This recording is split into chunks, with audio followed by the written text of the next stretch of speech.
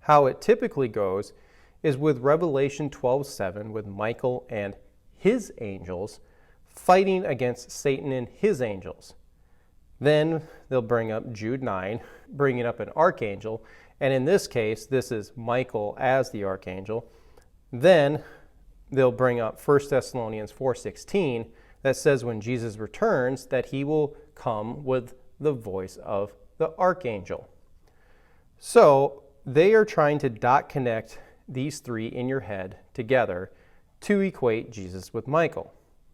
Along with this is that they might even bring up Revelation 19:19 and Matthew 24:31 in support of their position, as those describe Jesus' return with angels.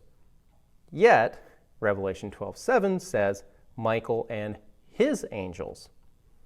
The stressor here is all about the possessive statement of his angels in all three verses.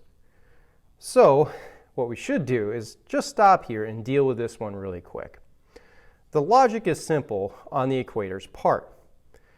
If the text says his angels, therefore the character must therefore be the same person. Okay, but let's look at other verses that say his angels and see if this is lining up with reasoning, if this line of reasoning stands up, or one that the equator might want to give up on using by starting in Job 4:18, as these angels are clearly described as God's angels. So, playing by the same logic is that Jehovah's Witnesses must conclude that Jesus is God. It's the same approach they just did, and I'm sorry that I'm not sorry that you don't get to punt when your own mode of reasoning doesn't agree with your conclusion. Now, an SDA is saying, that's why we say Jesus is God, but also Michael. Okay, let's see how far that stands up. Next up is Psalm 91:11. For he shall give his angels charge over thee to keep thee in all thy ways. Now, why this should sound really familiar to everyone is because Satan quotes it to Jesus during the temptation scene. So, what's the significance here? Well, it's the fact that his angels in Psalm 91:11 are in reference to God the Father's angels, not Jesus. So, by using the same logic of equivocating the characters, is that Jesus is now God the Father.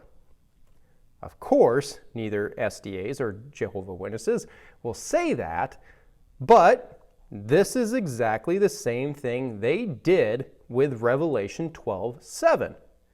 So, a person could easily do the same continuation of their line of reasoning to present a modalist case that equated the Father, the Son, and the Holy Spirit all to Michael.